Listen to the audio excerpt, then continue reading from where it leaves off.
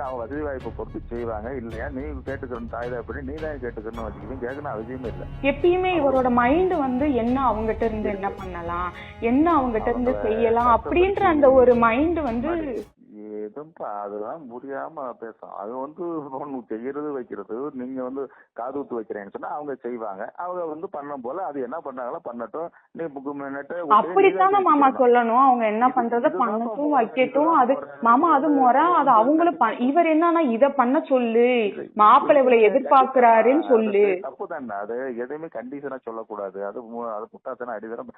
அவங்க செய்யற அவங்க வசதி வாய்ப்பை பொறுத்து செய்வாங்க. இல்லையா நீ கேட்டுக்கணும் தாய் தகப்படி நீ தான் கேட்டுக்கணும் வச்சுக்கணும், கேட்கணும் அவசியமே இல்லை. புரியுதா? ஆனா ஒண்ணு சொல்ற, நீ கேட்க வேண்டாம். ஆனா கேட்க மாட்டேன்னு சொல்லலாம். அவங்களுக்கு விரும்புறது கேட்டு வாங்கி வச்சுக்க. ஒண்ணுப்பா புரிந்தாப்பா, நான் கேட்க மாட்டேன் வைக்க மாட்டேன் சொல்லணும். அவனுக்கு ஆத்திரங்கள் நேரம் வேண்டாம். அது கொடுக்கணும். அவன் வைக்கணும்ல இல்லடா.